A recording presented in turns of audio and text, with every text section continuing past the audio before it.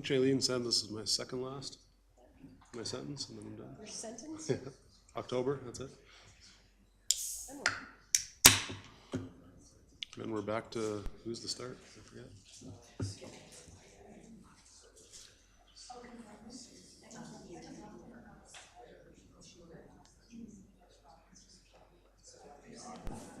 Were you? Alphabetically, I think. Flowers. Alphabetically, you should be. No? Yeah.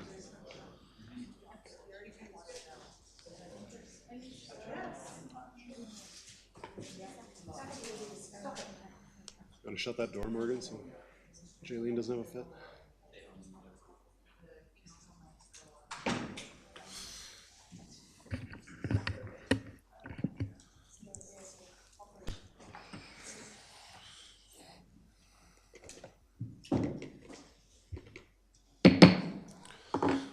Okay, we'll call the October 3rd, Tuesday edition, October 3rd, Committee of the Whole meeting to order. It is 6 p.m. I am Deputy Mayor Patrick Wilson, and we'll get things rolling here. I see we have a full bench to the left and the right, so we'll call to order. I guess we just called to order, adoption of agenda. Can I ask for a motion to accept the agenda as presented? Councillor Reid. Waiting 30 seconds. I'll move the adoption of the agenda as presented. Thank you. All those in favor? Approved. And can I ask for a motion to accept the minutes of the September 18th, 2023 Committee of the Whole minutes as attached? If we have a motion. Mayor Janung, thank you. All those in favor? Approved. So we can proceed into the meeting. Delegations is our first topic at hand. Can I call David Ellen, President, Situated Consulting, to the podium to begin his presentation? Councillor Wilson, or Deputy Mayor Wilson, Mr. Allen is currently in traffic, but we've got some other representatives from Rohit here today. And I believe they could probably start the presentation, and Mr. Allen will probably be here shortly. Oh, fantastic. That's great. However we can proceed, let's do that. That's great. Thank you. Hello, everyone, and thank you. My name is Luciano Salvador. I'm the Executive Vice President of Rohit Land Development for Alberta. Thank you for having me here. I'll get you to just move through to the next slide. Or do I have that? I have that. Excellent. Good. Okay. A little bit about the Rohit Land team. Again, myself, Nolan is our Senior Project Manager, who is looking after our sort of Calgary and region operations. Chris McKinnon is our Director of Business Development. They're both located locally here in Calgary. The rest of the team is headquartered in Edmonton.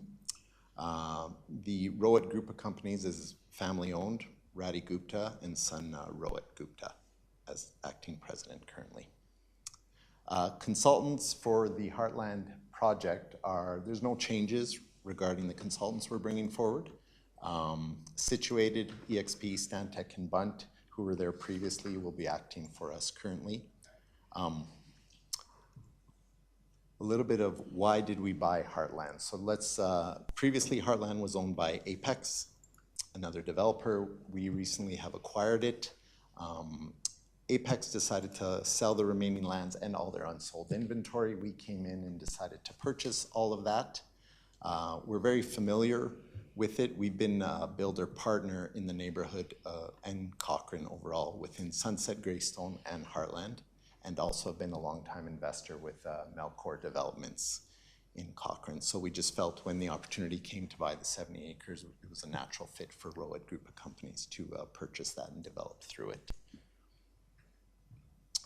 A little bit more about Rohit Land Development. We own roughly 1,300 acres across Alberta. We've serviced about 6,000 lots. I've been with the group for about 16 years, and roughly the land portion of it was started about 18 years ago. So I've been part of the bulk of that opportunity throughout Alberta. On the Rohit Communities housing side of things, this is primarily focused in Calgary, here in the area. They've been present for 6 years, delivering about 1,300 homes 11 different product segments in 15 communities throughout Calgary, a big chunk of it being in Heartland, Greystone, and Sunset. Some things you'll see upcoming in Heartland is a rebrand. We just felt, after meeting with the community association and they bought into this rebrand, that we just felt from the historic ranch culture and spirit of the West and blended with some colors founded in modern outdoor sports well, we thought this brand would fit really well with what Heartland can be. So this, you'll notice these changes within the marketing signage throughout the neighborhood. We are talking to the multifamily owner to see if we can put an entrance feature sign within the neighborhood. That was one of the asks of the community association of that. There's currently no public land available to do that, and where you see the letters along the fence currently, that area is currently owned by the multifamily developer, so we're in conversations to see if we can bring that forward. Some updates on what's happening throughout the neighborhood. Some of the previous builders have decided to stay, and there's some new ones coming in. So Sterling and Daytona, which were there previously, have decided to stay. DS Homes is a new builder, and Cash Homes is a builder we've brought in. We're currently servicing roughly 77 lots in what's considered phase 12 for us, and looking to bring forward an additional 54 lots in that last remaining piece near the RCMP station. I have a broader map that can showcase some of that for you. What else? We've knocked down a lot of the grading and sort of started grading and completing a lot of the future lands, just to sort of level off the lands and get rid of sort of the truck dumps that are out there. Next year, we're considering bringing on the new phase that would bring on that tie-in to Highway 1, which is part of our next phase. Market dependent whether that happens, and I'd have to rely on Nolan and David to tell me if it could all get completed in 1 year, but is it safe to say that we would like to start it, but possibly it's completed by, I would say, 25, maybe stretching into 26, but shooting for 2025. The school site is currently being landscaped by Apex. That was there was one of their legacy items to complete. And landscaping around the pond, again, Apex's legacy item is to complete it to normal water level. It's our item to complete it from high water level and around the pond. Probably go into the map here, which shows it a little bit better. So the grayed out hatched area is currently Apex's obligation and sort of liability to sort of finish off on. Anything that's sort of from stage 10, 12, 18, 15, that's sort of unhatched area. Those are the lands we've purchased and we're building and completing through. So again, phase 12 has underground completed and concrete is ongoing today, in stage 10 by the RCMP building. We're looking to still get at least the underground completed this fall, with paving to occur in spring of next year. So that is just a quick brief update of who and what we are and what we're doing out there. I don't have anything else to showcase here if there's any questions. Okay, well, thank you for the presentation. I don't know if that's generated any thoughts around the table. Councillor Nagel. I'm just curious if you guys are gonna be seeking any changes to the plan or just carrying them on exactly as planned and approved currently? We have a commercial component to our team that is considering possibly on stage 14 where the multi-site is, maybe coming forward with some ideas of adding some more commercial in there. They haven't really advocated to David and I strong enough yet that they should do that. So that's sort of, but outside of that, I would consider that there's no other changes likely. Okay. Same with the architectural controls. We're going to maintain the same home architectural controls that are out there. Okay, thanks. Thank you. On to Councillor Federico. Thanks for the information. I was just wondering, have you experienced any challenges at all since you've kind of come in beyond Apex? Have you encountered any significant challenges to either developing, building, anything along that line? And I am glad to hear that you're working along with the community association. That's something that I think is very, very important to our communities overall. So kudos to you for doing that. Thank you. I would say I'm more surprised to the good side of how well sort of the interaction's been with the municipality and how quickly we've been able to sort of work through items and the attention we've been able to get from the contractors and how active they've been on our site to sort of get through items and get things accomplished. So I would say no, there hasn't been any challenges really. Perfect, thank you, good to hear. On to Mayor Janung. Yeah, thank you. Appreciate the update this evening. Also great to hear the interactions with our admin team are positive. And I also echo what Councillor Federico said about the community association. I think that's super important, as you've obviously identified in your business plan moving forward. So good for you for that. My question's around the school site, and that is, by my understanding, is still an Apex liability. You said it's currently being landscaped, so is that kind of final stages so it would be ready to be into the queue with the school division? Maybe David could comment on that. I know from a land development purchase, that was not part of the sale, so it's currently with Apex. Okay. So, but I don't know of their landscaping completion date or where it is in the queue with the school. Yeah, Mr. Heineman probably has a further update. I don't mean to put you on the spot. I Yeah, realized my while I was understanding is asking that- if they're doing the landscaping, that it should be ready. Certainly, there's been some changes at Rocky View Schools. They have new staff who are that we're working with, but we can see if that's in the capital plan that they'll submit to the province. So Yeah, we can I'm not- provide them an update. Not concerned with that so much Okay. as just It's ready. everything from the town side is getting them ready so that they can be in the queue. But thank you. Appreciate the update tonight. Thank you. You bet. On to Councillor McFadden.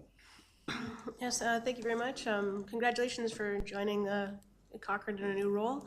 It's excited to see some new momentum behind this project. And that's essentially just where my question is, with the new momentum being provided by your team. Do you have any forecast when you might be able to reach build out on this project? It's been an extremely successful year. We purchased the 50 unsold lots off of, and we were able to turn those over to third-party builders. Of the 77 lots, we've turned over 45. And I think there's a strong appetite for what's in stage 10. So I would expect that with that there's definitely another 4 years of build out from a construction standpoint, from an underground, and then probably a year 5 or 6 before the homes are completed. So 4 years for heavy civil, let's call them 6 years for home build out. To kind of be able to put a bow on it Yeah. and celebrate? Yeah, no, it'll be exciting to see it get to that stage, and it's exciting to see how much of the build out has actually occurred. It's been a long time coming on this project. So anyhow, thank you for joining the community. Thanks. Looks like that satisfies all the questions. I just had one. I'd be remiss if I didn't ask about the connection to the 1A highway. I'm sure I'll be asked about it. It's been such a long time coming with the ending phase of this community that I don't even know where that is. Looking on your map, it looks like it might be Appaloosa Way on the map there. Is it right in, right out, or is that a new intersection? Or Maybe if you guys could come up, they'll know more about the details of Oh, it great. and Okay. timing. So maybe I'll let David speak to that. Good evening, through the chair. David Allen, Situated Consulting, working with the Rohit Group out here for many, many years. Yeah, you're correct. Phase 17, right now, the TIA work is just wrapping up for that particular phase. Part of that phase and the development agreement obligation is being tied to a new intersection at the 1A. So right now, there is some work that needs to be done and submitted through the town and through the review of the town's engineers on the design. Right now, it's being anticipated that it would be a similar intersection design to the one that's at Heartland Way right now, but depending on the timing and some of the background assumptions, traffic assumptions coming from potentially from the north, that may or may not change. Right now, we're just trying to line up a couple of engineering drawings for the 1A and any particular new phases to the development to the north. And yeah, all that should be coming into the town here in short order, and then we have to have those conversations with Alberta Transportation as well. okay, thank you, David. Did I hear we expect it to be an intersection with lights? That's correct. Right now, it's Okay. being assumed to be similar to the one that's at Heartland Way. Okay. Yeah. Okay, well, thank you for the update, and on behalf of all of council, thank you for coming before us tonight. Thank you. Did we get everything we needed, administration, or I'm getting a look across the... Absolutely. I just think if I could provide just a little bit more context as well. I think the addition of the intersection is a significant benefit to Heartland as well. You think of the timing that Luciano outlined, is that there's also the opportunity that we'll have the interchange project completed, and then additional connections to the highway, so increased permeability into Heartland. You'll have pathway connections, the school will be completed. So I think there's a lot of benefits that Rohit and is bringing to Cochrane, so just wanted to highlight that as well. Okay, thank you. That's where my mind was jumping. Mr. Hyman was how does it tie in with the new intersection? And thank you for that. We'll move on to 5A of our agenda, business procedural bylaw guiding principles. Can I call Ms. Jaylene Knight, Director of Ledge and Administrative Services, to the podium? She beat me to it. Hi, Jaylene. There she is. Good evening, Deputy Mayor, members of council. Before I begin my presentation, I just want to take a moment to welcome Mr. Brett Hawken to council chambers. Brett has accepted the position as Manager of Legislative Services. Today is his first day. He comes to us from Big Lakes County, came through the municipal intern program in 2019 and 2020, and was part of the Big Lakes emergency management team that dealt with the wildfires up there this year, so has extensive experience in many spaces, and we are really happy to have him join our legislative services team, so welcome to that. So I'm before you this evening to discuss the revisions required to council's procedural bylaw and obtain input to ensure that when the first draft comes forward, it is accurate representation of council's direction. The purpose of a procedural bylaw for any communities is to ensure full, fair, and free discussion on items requiring decision by council. This contributes to the three key principles captured in good governance, which are integrity, transparency, and accountability, and also aligns with council's foundational pillars of intentional relationships, ensuring that connection and honest dialogue within council chambers and the greater community. Earlier this year, a delegation came forward and shone a light on challenges within our procedural bylaw. At that time, council directed administration to review our current bylaw and bring forward revisions for council's consideration. In reviewing our bylaw, it was clear it was drafted very formally, which can create confusion for residents, but also can create challenges in consistent application here in council chambers. There has been some discussion that the procedural bylaw does not follow the parliamentary process, and I wanted to clarify that that is intentional. Municipalities are required to be more dynamic and adaptive, and less formal as local government requires a more relaxed approach than the federal or provincial levels, which is supported through documentation provided to municipalities by the province. That same documentation also highlights the need for procedural bylaws to look different between different municipalities, making the best practice approach not necessarily the right approach for this review. In reviewing the current bylaw, administration identified specific themes outlined here, and we wanted to ensure that those themes align with areas that council may have found challenging during meetings or have been identified through discussions with residents. Aligning expectations of how decisions are made and priorities are advanced for council and the community is a key priority in the reimagining of the procedural bylaw. As noted in the report, this is council's tool for the management of their meetings. And it also ensures members of the community attending these meetings understand the process and receive consistent treatment when issues arise. Administration has highlighted areas within the bylaw that we believe create some confusion and were a starting point for the current revisions. It is imperative, though, that we receive feedback from council on these areas as well as any other areas that cause issue or feel out of step for council on how they want their meetings to run. Finalizing the revisions to the bylaw with council's input and ensuring processes that have evolved through implementation of committee of the whole are included, and removal of processes that no longer fit our organization is essential. Creating a clear, concise bylaw that is not too prescriptive in nature, but makes clear to residents the process of how council makes these important policy decisions is the end goal with this amendment. Next step is include bringing a draft bylaw to council to a future committee of the whole meeting, followed by bringing it forward for council's consideration at a council meeting, which will be done over 2 meetings to ensure council has the opportunity for a fulsome review prior to third and final reading. And I'm happy to answer any questions and receive any input that council would like to provide. Okay, thank you, Ms. Knight. See if that's generated any questions, thoughts, comments around the table. I believe administration's looking for feedback on the bylaw that will eventually be brought before us. So Councillor Flowers, you're up first. So Robert's rules is something that we kind of follow, but we don't have to follow. Is that the case? Through the chair to Councillor Flowers. No, Robert's Rules is a tool that municipalities can fall back on. It is sort of the last step where situations are very challenging. It is not generally standard process for municipalities, not a legislated requirement, but where there are challenging situations arising in council, some municipalities do fall back into Robert's Rules. So it's there if we wanted to use it, but we don't have to use it. Correct. It seems very prescriptive from what I've seen in the past and cumbersome. What I've always appreciated is when we ask you for clarification about the rules, that you've always been able to clearly tell us, because it isn't always clear in the paperwork. But one word that you used today was integrity. I haven't heard that associated with this before, but in my mind, integrity is just doing what you say you're going to do, following through. Is that correct? That is correct. Thank you. And I like the idea of being nimble so that we can adopt new things, because if we're so prescriptive that it prevents us from doing things we want to do, we could miss opportunities. So I like the idea of being nimble. I think that's all I got. Thank you. Thank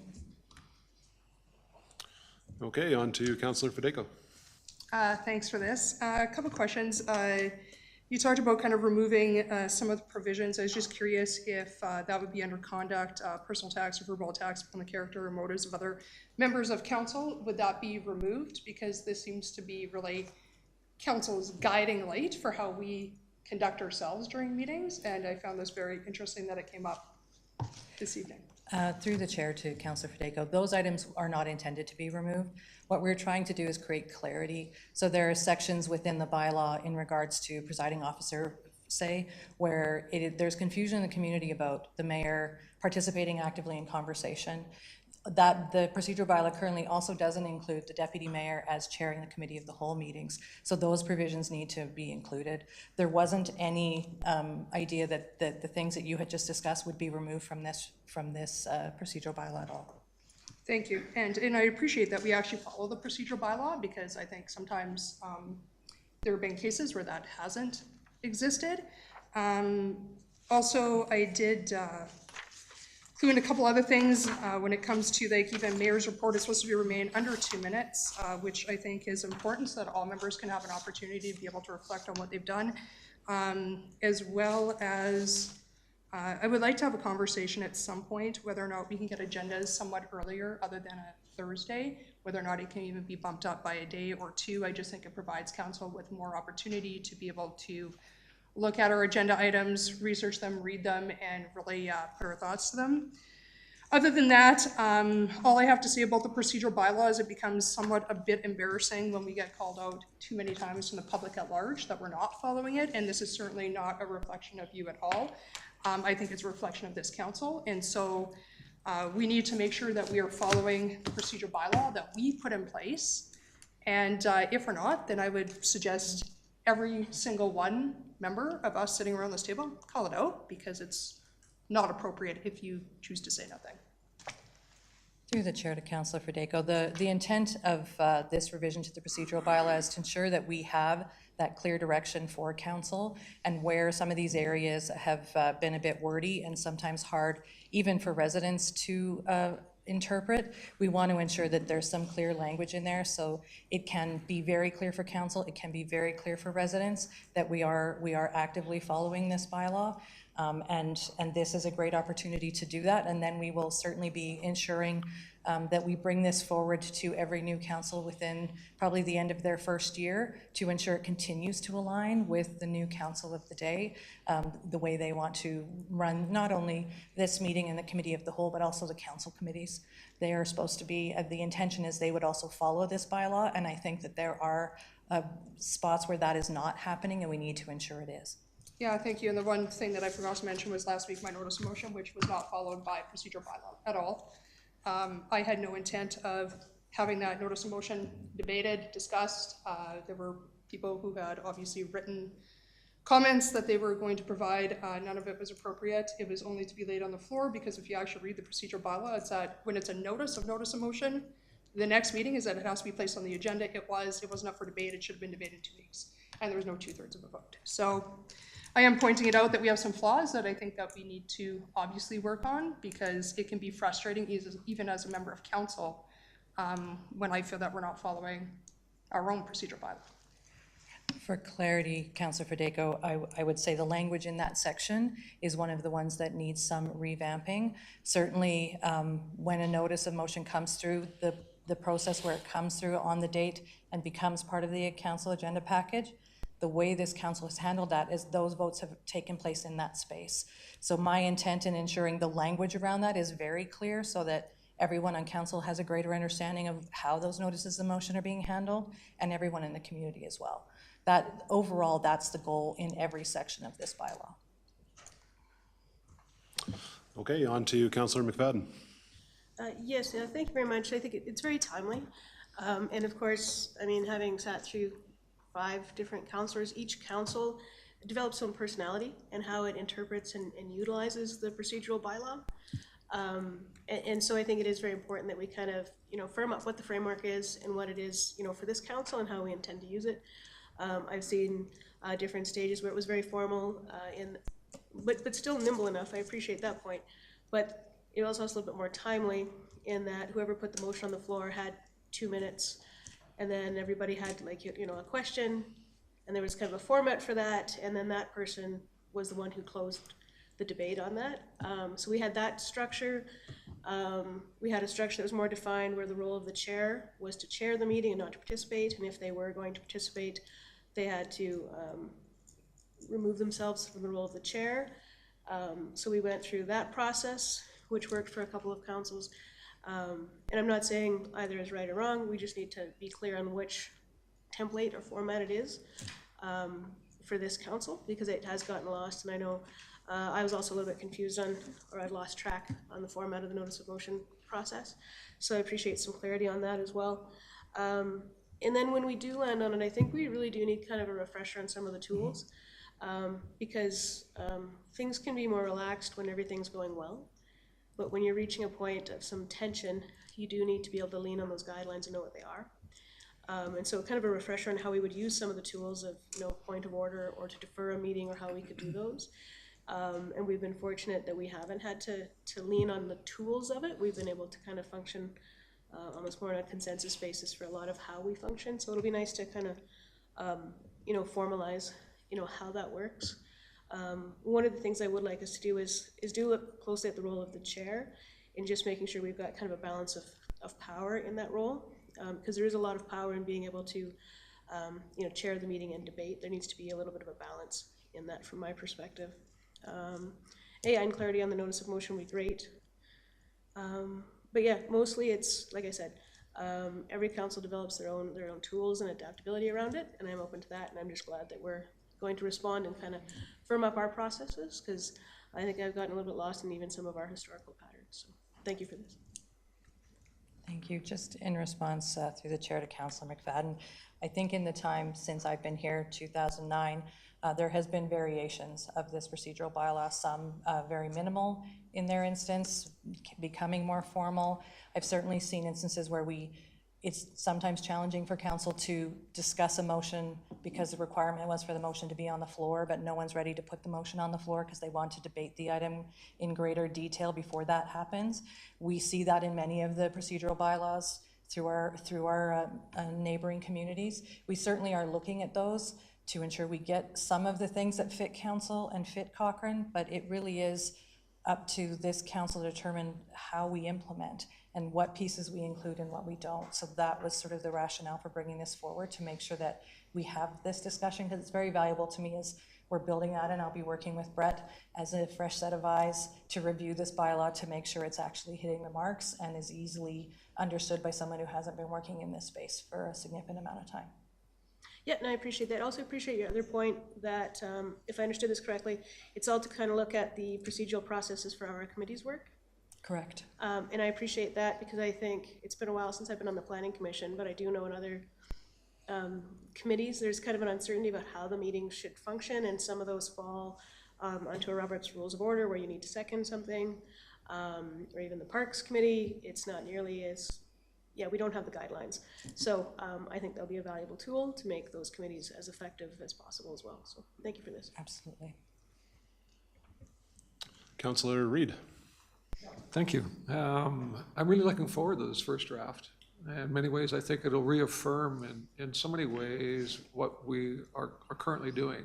And I think, if I understood you correctly, it isn't that there have been problems with some members of our community, actually one member of our community in particular, who has been raising procedural questions. It's their interpretation of that. And so if you can provide clarity to them, that would be great. What I took from that, though, is that there's nothing that we've done to date that would violate any of those principles as they're currently constituted. It's just making clarity around it, including the notice of motion that happened at the last meeting. Would this also include code of conduct? Is that part of this procedural bylaw? Through the chair to Councillor Reid, the code of conduct bylaw is a separate bylaw. Okay. Once we get this bylaw in place, that review will follow this one. Okay, great. Yeah. And what I would say, just to clarify, is I think what's happening in this space is that some of the language in the current procedural bylaw is what's making it troubling to interpret for some folks. And so I think the questions raised are valid because of some of the choppy language, I would say. And so as we looked through it, once you've been working with something a really long time, you sort of lose sight of reading so thoughtfully through it. And I think as we've done that, we have found spaces that need some improving and need some clarification.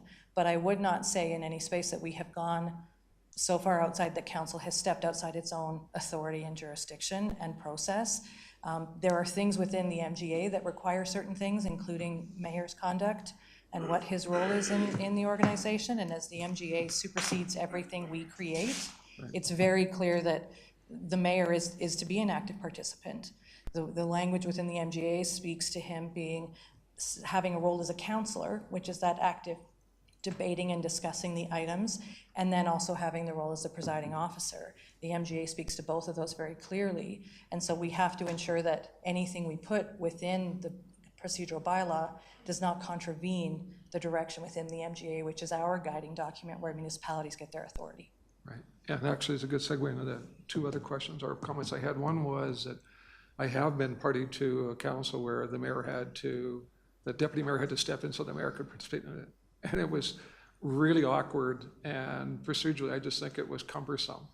And so I personally think that might be something we would wish to collectively consider. Yeah, the other two comments I had were, what I'm looking forward about this is that if you've been out this since '09, you probably have a great deal of experience, not only with this council, but other councils that I think will be rich in bringing that forward. One of the things that I did for our board, and going back to Councillor Flowers' comment about Robert's Rule was, and again, you're right, it's a guide, but I actually prepared little Cole's notes. I don't know if that term is still appropriate in this climate anymore, but somebody at my age, Cole's note was just a quick little summary so that council knew, notice the motion requires this or like that. And so every council or every member of my board has that as a little plasticized document that they can use in terms of our discussion. Admittedly, it hasn't gotten to that point, but as Councillor Frederico said, or McFadden said, if it got touchy, and it hasn't, it would be a good tool to turn to if needed. So it might be, I'm putting it out as a suggestion. Absolutely, thank you, Councillor Reid. Councillor Flowers. Just, excuse me, triggered a couple more things while we were talking.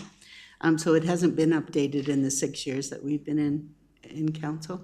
It was updated just in 2019 was the last, there was a portion of a revision done that time for delegations specifically, because again, the delegation section was very vague, and the internal process was that when we get residents coming to us, that we would try to redirect them internally because they could get their issue or questions answered by administration ahead of coming to council. So try to ensure that council's time was adequately utilized and focused on policy. We wanted to build that into the procedural bylaw itself to make sure that people understood that is the process for delegations, and that we wouldn't be going outside of that. And ultimately, the CAO had final authority in having a delegation come forward, because we wanted that time spent on greater community issues that council would be looking at, as opposed to an individual, there's a tree in my backyard and I'm not happy about it, which is something that our parks section should be working with the resident on. Okay, thank you. And I was wondering about the 2 minutes that the mayor gets to do his presentation. In your research, have you come across what other communities are doing, and is that a standard amount of time? It's standard language. I have not watched all of the streamed meetings. I don't know if there's challenges in that space for other communities, so I can't confirm that. I'd just be curious in your research to see what other towns do, because 2 minutes goes pretty quickly, and the mayor's involved in so many different things. I find it personally that I learn a lot from it, and I would hate to see it shortened, maybe lengthened if possible. And I wondered about attendance at committee meetings. Is that part of when you talk about committee meetings? The committee meeting references really in how that the committees are required to follow the procedural bylaw, just like council and the committee of the whole is. And also the process for recruitment lives in that bylaw. There was some thought about separating the committee piece from this right now. I'm not sure that this is the time to take that step. I think we should be looking at having a greater ledge presence at the committees and trying to have them understand that these are the requirements that need to be followed. We've worked very hard to get our agendas and our minutes and all of those technical pieces, but the flow of the meetings is really supposed to be similar to what we would have here. Okay, thank you. Mayor Janung. Yeah, thank you. I too am looking forward to the draft, and thank you for all the work you've done on this so far. I agree with what Councillor Rita said about, I think our procedural bylaw right now is fairly sound, and I appreciate the tweaks that and the suggestions that you've come up with. I agree with almost all of them. Well, actually all of them. The feedback I would have is looking for ways to make you've kind of outlined this already, but making our procedural bylaw easier to navigate. So, how that equates to council, but then also the public, which you pointed out, but in the language, but in an effort to kind of reduce red tape, I'd like to see if we could, and I think there's very few ways, but maybe there are some that we're not familiar with, but how we could streamline our meetings. An example, it's not a great one, but consent agenda. I know other municipalities, we've done that at CMRB now, and it's like we have minutes and all the things that we just kind of go through and check boxes for every time, that we've now lumped that into a consent agenda that we just vote on that one time. Just maybe something like that might, and I know that we have that maybe 2 things on our agenda, so we're cutting our votes down by 1, but there are other things. And then you could remove an item if you didn't consent with that and vote on it separately anyways, but it's not restricting what council can talk about, but just, I think, to get to the meat of a meeting faster. So that's kind of where I would look for. Streamline meetings where appropriate is the note that I made. So otherwise, no, I don't have much more to add that my colleagues have already said. Thank you. Thank you. That exhausts all the questions and comments, I guess. I don't have a lot to add other than if I have a strength as a councillor, it's not in meeting procedure. Thank you for keeping me between the lines. I've never sat on a board or a council before 2017, so I appreciate a fresh look and update at this and continuing to make sure the council stays within our own procedural bylaws as we conduct a meeting. Any other information you're looking for from council, or Did I that, think I have sufficient feedback to take back and finalize the draft to bring back to council at a committee whole meeting so that you can see the red line and clean versions of what we're looking at changing for this bylaw. we look forward to it. Thank you, Ms. Knight. Thank you. That moves us to 5B of the agenda, Budget Task Force Update. Can I call Mr. Alvin Aleem, Director, Financial and Information Technology Services, to the podium? Well, hello, Alvin. Good evening, Deputy Mayor Olson. How are you tonight? Very well, thank you. Good. Good evening, Deputy Mayor Olson and members of council. I am presenting a Budget Task Force update tonight.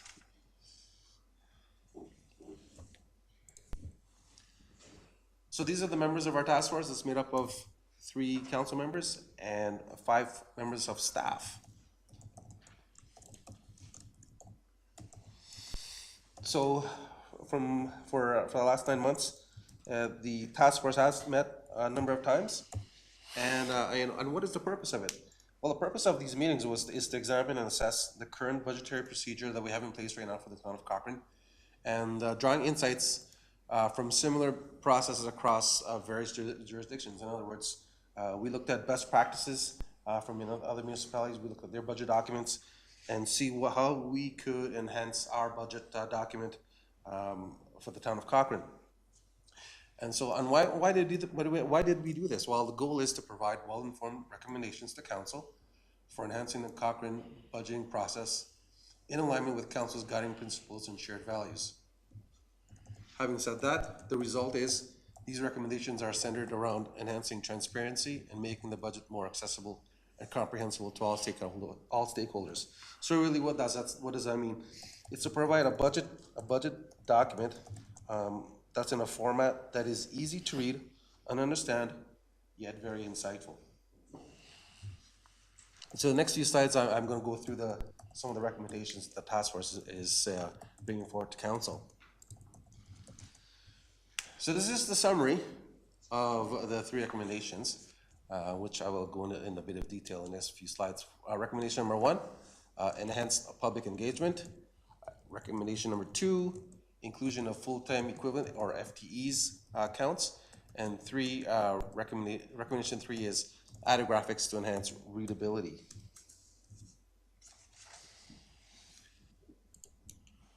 So recommendation number 1. So on October 24th, the budget book will be given to council.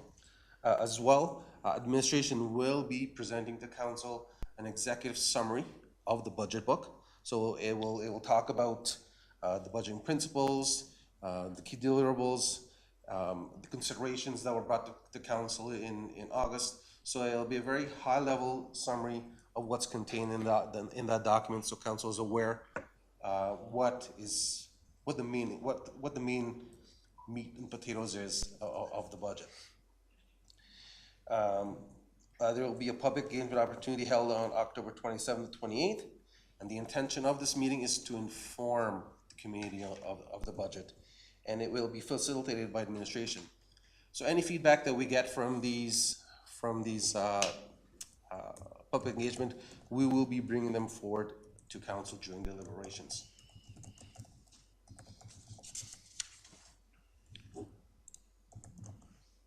Recommendation number 2, the inclusion of full-time equivalent FTE counts. By doing so, this provides more comprehensive review of how the resources and personnel are being distributed across various departments and initiatives. As well, it will empower decision makers to assess not only the financial aspect, but also the human resources required for effective initiative execution. So I have an example.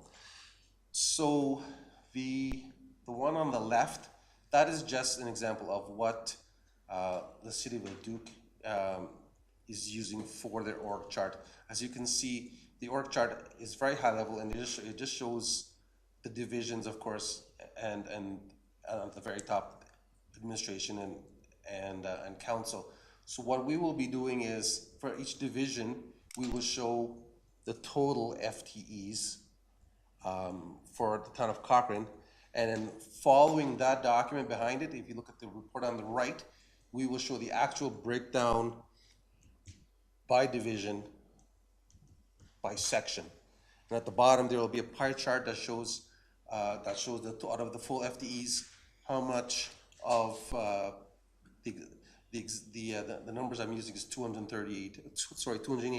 How much of that 288 is distributed to each division? So this is what council will be seeing in the budget book.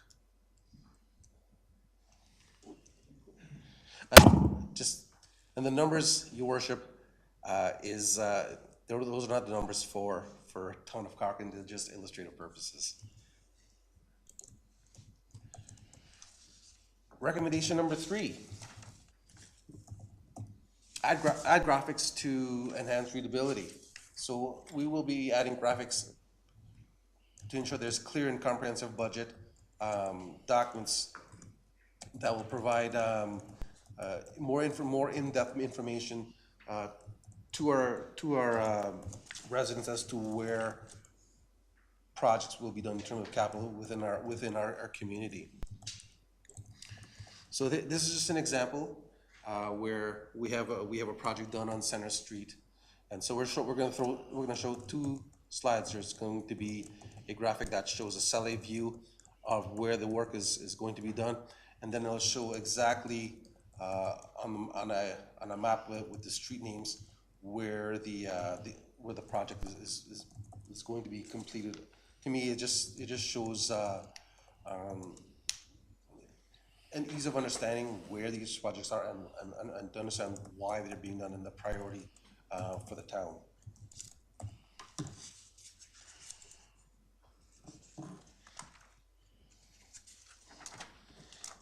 Government Finance Association. So this is the international one that we're talking about, and this organization they set the standard of excellence in budget reporting. So in the March of this year, we did submit our budget document for review, and it was unsuccessful, but don't take that as a negative. That's positive. Because with each of these submissions, we get a report card, and the report card tells us where our deficiencies are. So we can use that report card to improve our document as we go forward in future years. And it's a process. It's not something that we can do all in 1 year. I would have to say, if you were to ask me how many years we can get this done, I'd have to say probably with 2 budget processes we'll be at the point where we can submit this document and be in a really good position to get the Distinguished Budget Award. So this last slide, this was a slide that we wanted to include because I know the task force wanted a different way to disclose the council expenditures under the budget, and previously it was all submitted as a very high level of summary. So to improve the transparency to our residents, we went to a level 1 disclosure for council, where, as you can see, we use Mayor Chinag and Councilor Fedeco as an example what this level 1 will look like.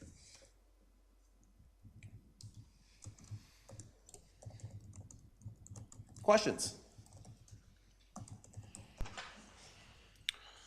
Okay, thank you. We got lights on everywhere. Our first question is Councilor Fedeco, please. Thank you for the update.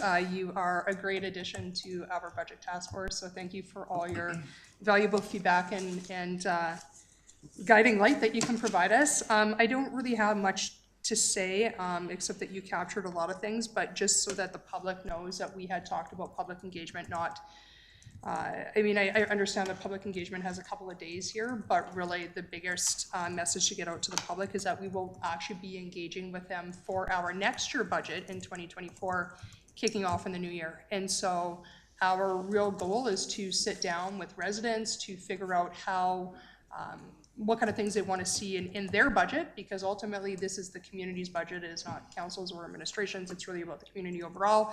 And so sitting down with them to kick off the new year by them being the guiding light as to what we want to see in that next budget. And I just thought it'd be important to mention that so that they don't feel like they're being given a couple of days to be informed, but rather that we are looking at them to be active participants in how we move forward for 2024 and beyond. Thank you for your comment. Absolutely. Councillor Reid. Yeah, thank you. Thank you and the budget task force. Admittedly, well, maybe I'll pick up on one thing first, public engagement. I think every community is struggling with trying to find the right tool for public engagement, though. The one that I hope we avoid is individual councillors having these kind of off coffee meetings and coming back and then thinking that they speak for the entire community.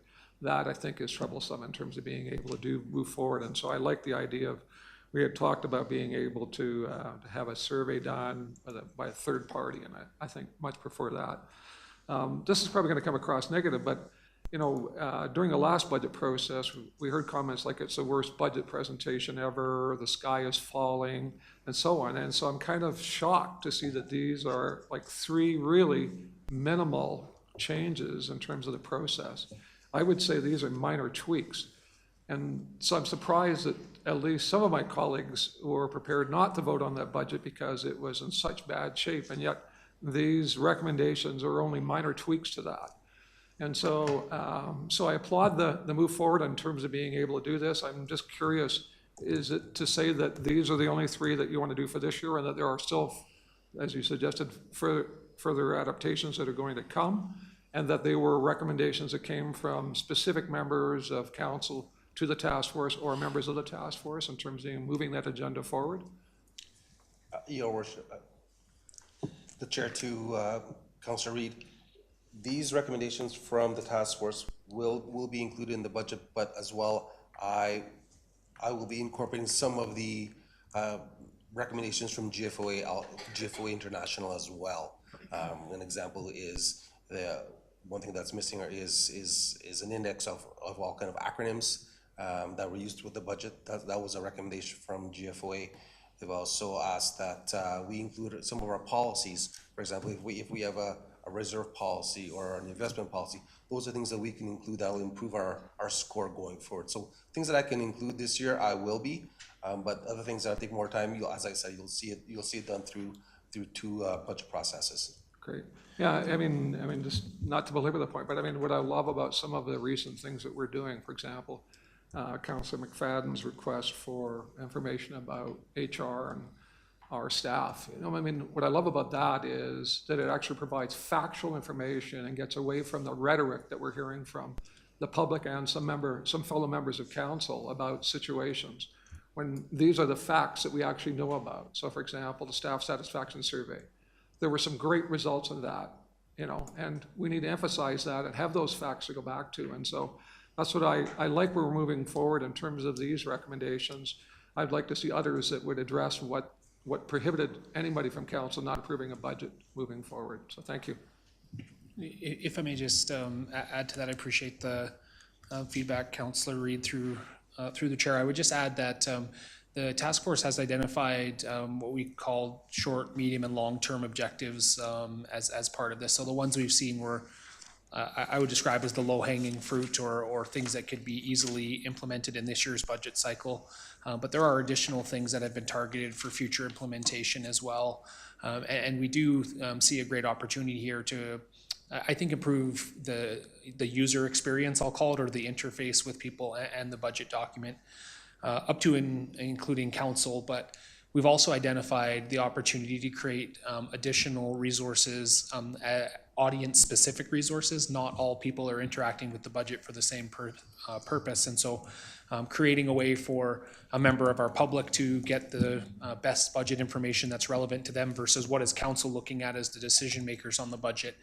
That may be different pieces of information or presented in a different way, and we're likely not going to get all the way there in a single budget cycle, but those are things that I think have been prompted by the feedback of the task force as well. That actually answers the question I was trying to get at, so thank you. Okay, Councillor McFadden. Yes, thank you very much. I appreciate the report overall. I did just want to respond to Councillor Reid, which is not something I usually do. I don't actually think it's appropriate to refer to fellow councillors that way. It's something that I take great care not to do to others. In particular, the other councillor saying the sky is falling about this budget. I never reference that. Also, there are, if you actually look at the survey and the report back from the GFOA, if you actually look at that survey, we scored very low on their rankings. And so if we could actually get that full report presented to council so that you could see where those discrepancies are, because if our budget had been so close to excellent, it wouldn't take us 2 years to be able to qualify for that award again. So I would encourage you to go look at that report and see the opportunities for improvement that we did have on there. But anyway, so I do appreciate this for sure. There are a number of different things, and like I said, the GFOA feedback, I would actually appreciate if you could present on that, because my reading of it, there were a number of areas that we scored very low on it, and I appreciate that you frame this in a very positive way, that it's an opportunity for growth, and I appreciate that we have you joining the team, and that you're the president of the association, and bringing with that your experience and dedication to excellence. So I would really appreciate to be able to see that and share it with the public as well. That was my first note. You had identified in your presentation a clear budget breakdown for council budgets. I do appreciate that. I think in our conversations I had highlighted, we keep looking at Leduc's example, but like for next year, for instance, I could even tell you which conferences I'm already looking at or training opportunities that we could perhaps highlight those in advance to see the budgets. Certainly in the reporting, I'd like to be able to see which ones people attended and the value that was added there. For the breakout pieces, I'm not too sure if they're including it. We get a great deal of budget benefit out of our involvement with the CMRB, but it'd be great if we could have that broken out into like a total budget for the CMRB so that we can see, you know, what that investment is for the municipality. And again, we've certainly seen with the mayor's involvement and the premier's references and even the conversations happening up at the AMA conference, the value in the Mid-Cities Mayor's Conference, our caucus. But I would like to see that broken out into one budget as well, so that we could just see, you know, what our investment is there. I understand there's some conversations around creating a resource to support that work, which is very valuable, but I think it'd be very useful for the council to see what that investment is if there's additional asks, and to then, you know, be deliberate in our investment. I would appreciate that. One of the concerns I had from the last budget process was there a number of different line items that just said public relations. And there was a number of different pockets just called public relations, and it was unclear what they were to. So those would be red flags for me in looking at the next budget. And I think I saw it in your example. One of the red flags I had last year was the lack of being able to see variances year to year, because there'd been so many different changes perhaps in reporting or different structures, that we couldn't see the variances in the budgets from year to year. And so I understand, is part of your goal this year that we will be able to see the variances more clearly? Because that was a big flag for me last year. The chair to Councilor McFadden, yes, that is the intent. Some information will be provided with the variance. The example is the FTEs. We will be comparing the 2023 to 2024, and there will be a variance column, and that variance column will be explained in a footnote. Okay, great. Yeah, no, I appreciate that. And one, over the years, if we get a clear reporting on reserves and maybe an explanation for both the public how funding for reserves happens. I don't know if that could be done in this budget process, because often we'll see different asks and it'll be, oh, it's funded from reserves, which means it's saved money, which is nice. It doesn't impact the tax dollar. But, you know, it is a resource that might be available. So maybe a little bit clearer understanding on that would be valuable. And I do appreciate the submission and the report back to the GFOA. I would hope that we are planning on submitting our budget on an annual basis so that we can get learnings. Is that the commitment there? Yes, it is. It's the intent to submit it again for 2024. Sure. And because, yeah, my ultimate goal for Cochrane on the budget side is that it's we've reached such a robust budget type that we're an example, so that when other councils around the province are looking at examples, they're not looking at Leduc anymore, they're looking at Cochrane, and that's where I'd like us to be in 3 years with our budget process.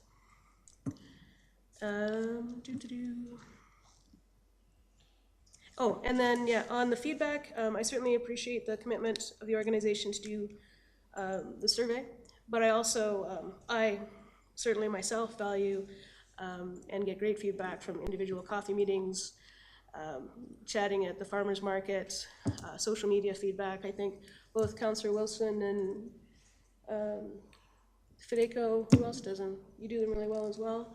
Councillor Nagel do really great feedback through your social media networks that I do admit I occasionally just look on your stuff and see what people are saying. So I appreciate your work on those as well. So anyway, that's my feedback on this tonight.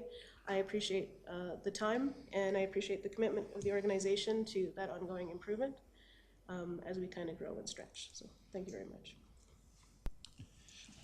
The chair to Councillor McFadden. The only comment I would like to make where you brought up the EMRB breakdown as well as the breakdown for the mayor.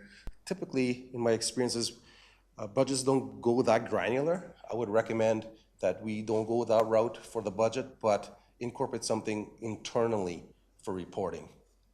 Sure, yeah, and it would just be great to have an understanding of those commitments and what, what the investment of the municipality is on that. I mean, I know that is a required space for us to participate in, and we get good value out of it, but it'd be good to have a lens, certainly from the council side on that. Thank you. Councillor Nicol. Thanks very much for the presentation. I'm glad to hear that we're working on improving our budget and our budget process. I guess I have several ideas and concepts to try and discuss. I've been sitting here trying to work through in my mind exactly how I'd say all this. But as councillors, we have a complex and undefined role almost, whether we're at a powwow with the Stoney Nakoda First Nations last weekend, or we're having coffee meetings with people to talk about the budget. There's lots of different sides to it. And the way I view it, and always have viewed it, I think, is that when we're sitting here in our council chambers discussing things, the words that we say and the way we vote are the most important part of our job, in my opinion. The seven of us collectively are like the brain of the town of Cochrane. And I think it's important, in order for the brain of the town of Cochrane to function, to listen to everything coming from administration, to coming from each other, and then speak openly and honestly about the way they're thinking. And I think I've tried to do that, and it often leads to me saying stupid things, as many people know, and it also often leads to me saying things that I later regret after I get more information. One of the things that I have come to regret is a year ago, I was, I think, rather defensive towards the councillors who were raising questions about the budget, and I felt that the budget did not need further examination. We should just place more faith in the process and not ask so many difficult questions. And I think over the last 12 months, I have been proven wrong on that point. And I regret being so defensive about the beginning of this process. So I guess the first thing I'd like to say is sorry for being wrong, and also thank you to the councillors who have brought this forward. And I think over the last 12 months, I've really learned that we do need to be really critical of the budget. In the next budget moving forward, I guess next month, I hope to see the actions of what has changed and see a better budget, if that all makes sense. So I'm not sure if you guys are really understanding my point here. I guess I'm saying I shouldn't have been so quick to be so defensive a year ago. I'm glad we're having this conversation. And also I support the use of coffee meetings to collect information. As a final aside, I will not be hosting coffee meetings, but for those of you who do host coffee meetings, I look forward to hearing the things that you learn. Thank you. So Morgan, just to sum up, that was Tara, you were right? No, it was Tara and Marty, you might have had more to say than I heard. Thank you. Okay, on to Councillor Federico. Thank you, Councillor Nago, for those words. I know that you've expressed them to me before, so I appreciate you saying them publicly. It does actually help, just kind of owning stuff. Councillor Reid, I don't ever question how you choose to engage with constituents. I find it insulting, and so I'm going to call my own point of order. It's insulting when you criticize the way that I choose to do it. It's really not about you or how I choose to interact with people who voted for me. It's really not your place. I don't come and shove the information down your throat. I get questions, I submit them to administration, and I get answers, which is my job, I feel. And it's really not your place to ever judge that. Next point, I'd like to say thank you, Councillor McFadden, for asking for the full report. I think that would be insightful for all of us to be able to read over. Also, and you talked about reserves, and there was one budget, and sorry, Alvin, I don't remember if you remember which one, but one that it actually showed like how projects came to be, or maybe Mr. Derricott remembers, but it was one where it actually showed like if we have like a capital project that's coming forward, like what was being for reserves, like what was being used for reserves, what was being used for other means, which I think maybe Councillor Wilson and I both found valuable to be able to see kind of how that project's being funded so that people just don't assume it's from taxpayer dollars. And the only other thing I wanted to see was in the HR component when you showed the one chart, is I would like it also to reflect, you know, the changes in staff overall, not that just we have additions coming on, but also some sort of sidebar line that says, you know, how many terminations we've seen, how many resignations, and how many maybe retirements that we've seen. I think that those are important to reflect as well as we see changes of staff, not just that we're adding new staff members, but exactly the changes overall. But that was all I wanted to add on that one. Okay, on to Mayor Janung. Yeah, thank you. On the budget process, thank you for the report tonight.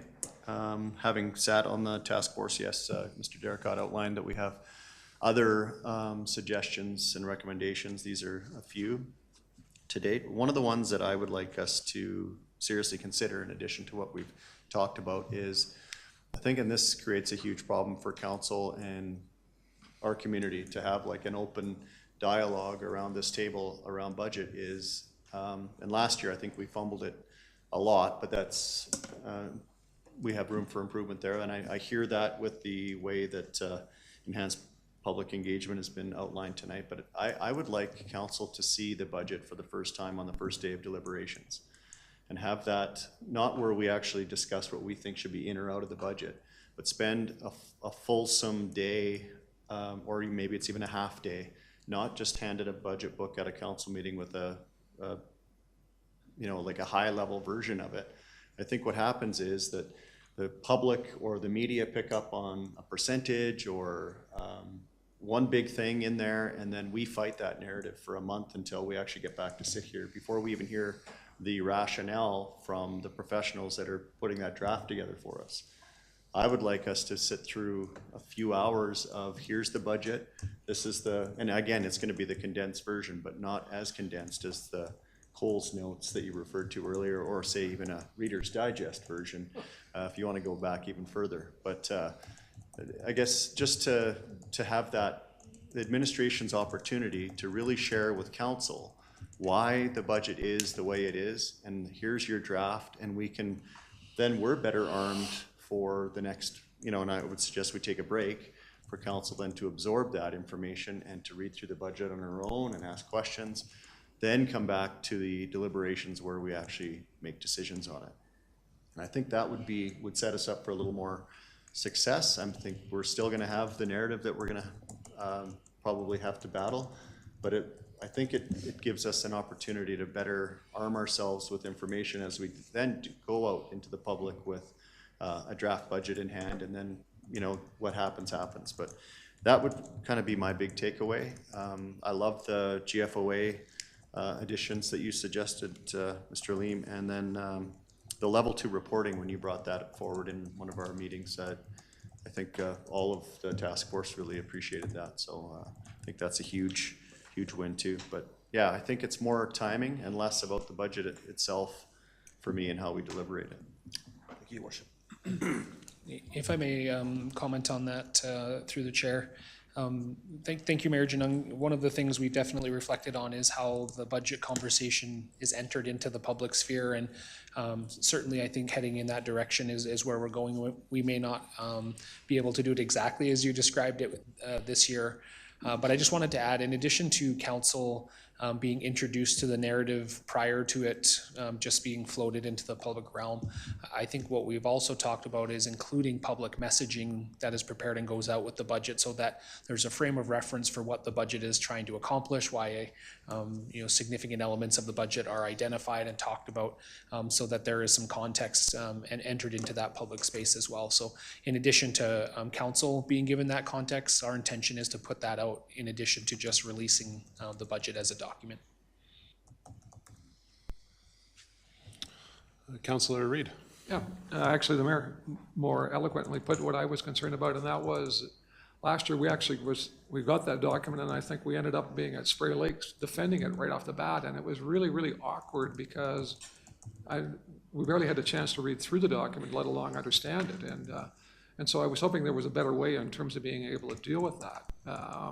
You know, whether we can incorporate what the mayor is suggesting or not, but it really put us behind the eight ball right from the start. And I thought that was, for me at least, the takeaway from the budget process. If there was ever to be a recommendation, that would have been it, is that we never got ahead of that narrative right from the beginning. And it was playing catch up thereafter, right? And so if there is some way of being able to address that in terms of being able to move forward, even this year, I think that would be valuable.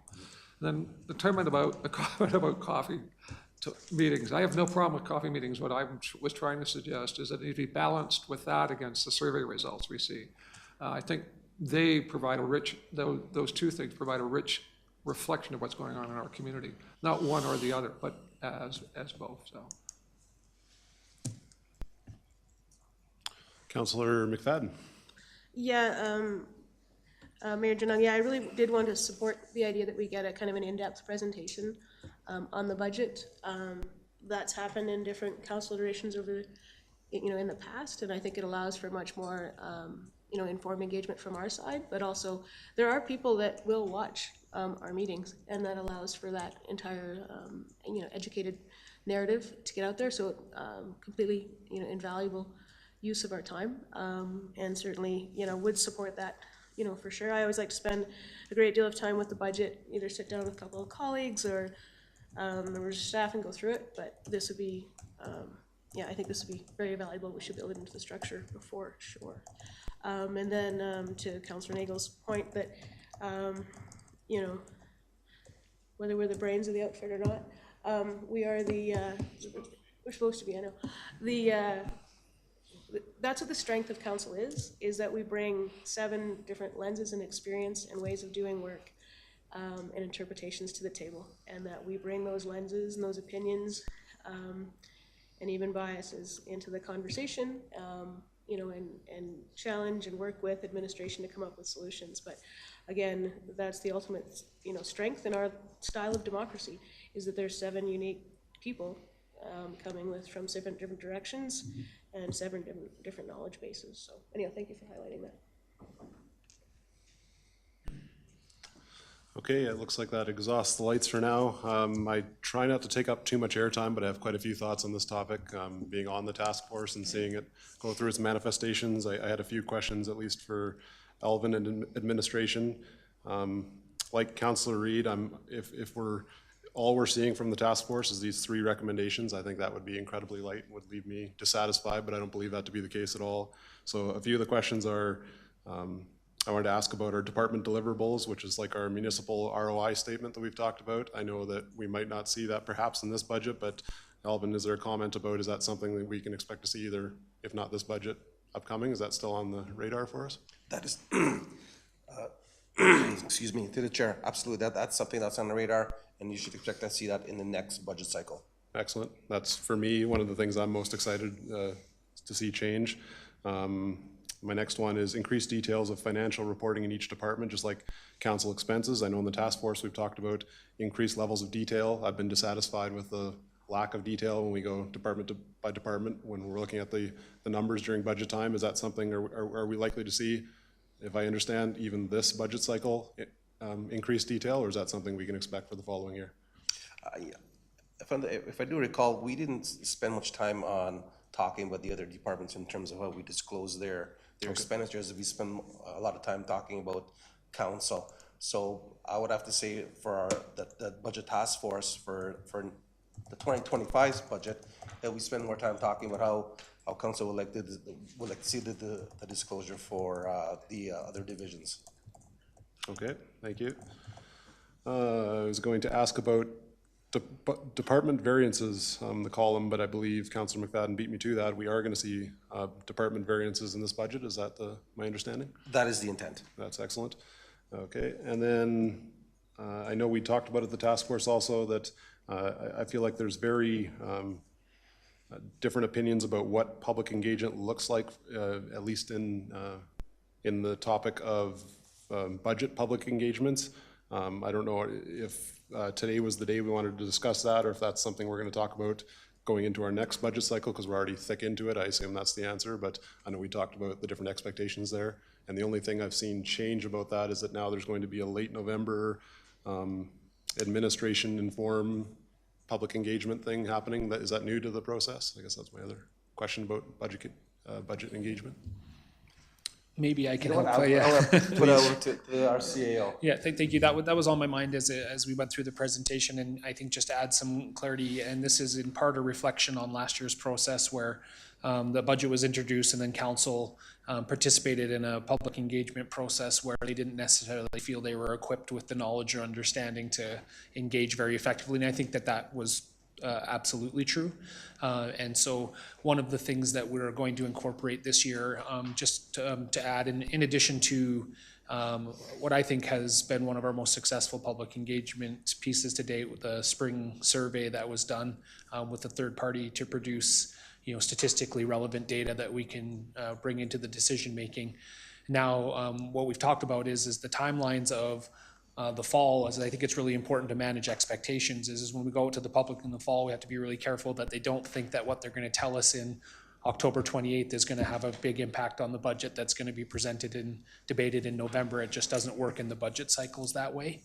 And so the approach we're taking this year is that those pieces of feedback will come soon after the budget is presented to council and then released into the public realm, where we can inform the public about what is in the budget and how it responds to what we saw in the survey that we did in the spring, and how we can connect those pieces. And that will be administratively led, because at that point, remember that is a draft budget prepared by administration. So it's not really council's budget until they deliberate it, make adjustments as they see fit, and then pass it. And so just adding the context of what is intended to happen here later this month in relation to interacting with the public is it won't be asking them to inform the budget. It will be a check-in point to say, we asked you about the budget. We built one based on your feedback. This is what it is. Do you understand it? Does it make sense? And here's the information. Okay, excellent. And a follow-up on that, if I could, Mr. Derricott, would be, is that an opportunity for the media to also be informed about questions they may have about the budget, or that is before the booklet's been officially put out there into the public realm? Absolutely. What I think council will also see, and I referenced this a little bit earlier, is as I mentioned, that public engagement piece would happen shortly after the budget was introduced to council, and we intend to also have some public messaging that will come likely in the form of a press release that will give some key pieces of the budget, some highlights that can go out to the public, but obviously the media as well. And we'll be happy to interact with the media at that point if they have questions and would like to have some follow-up dialogue. Okay, excellent. Thanks for those points. My other few details here I wanted to talk about were some of the comments around the table. So I wanted to point out that Councillor Fedeko talked about a spring opportunity for the public to make the most input into the budget process. That's something the task force has talked about. I think there's a lot of wisdom there, because spring is the time when we're going to have the most input into an upcoming budget, not October, as the CAO just addressed. So that's something that we need to assess for next year. What does public engagement look like in the spring? I have to say that I agree with every member of council doing whatever they want to do with public engagement. I think it all helps, and I value from the small to the large things we do, and individual engagement is very much appreciated by me. Point out Councillor Reed's point about this not yet being very substantial. I completely agree with that. I would caution, or at least reinforce, that the task force is set to meet and reflect again in January 2024. We don't think this process is closed. This is just the beginning of it, and I can't wait to see what we have to say about our assessment in January 2024 and where we're going to still go with this. So I don't think this is the end point for us. Mayor Janung's point about budget delivered on deliberations day and media taking the detail, running with the narrative. There is wisdom there. I think that perhaps this October administration inform public engagement opportunity may take some of that steam away. I like what we're doing there, and I like that the media can ask questions directly to administration before council deliberations. At this stage, I'd like to point out, it's not council's document, we haven't even weighed in on it, so I like that administration is taking that opportunity to inform and defend their own budget, which we haven't had a chance to talk about anyway, so I see great wisdom there. And my final point, Councillor McFadden was talking about a budget presentation to inform, so when we're actually presented the budget on day one, or whatever day that is really useful time spent, I think, where we're asking questions at the same time the public's thinking them as we go through the budget process. So I see wisdom there. That ends my ramblings, but I think there is some things to be legitimately excited about, some improvements coming to this budget, but more importantly, I think the budget following, once we've had some more time to get this right, I expect our following budget to be much improved. So as a councillor that was also dissatisfied with every budget that's came before it, I think we're on the right track. Thank you, Alvin, for your work here. And I guess you got all the information you came to council for today, I expect? Indeed, I did. Okay, well, thank you very much on behalf of all council for your presentation. Thank you. And that seems to end our topics here, if I've got the most up-to-date list in front of me. We're on to part 6, which is ask for a motion to go in camera. Do I have a motion on the floor? Councillor Flowers, all in favor of going in camera? So moved.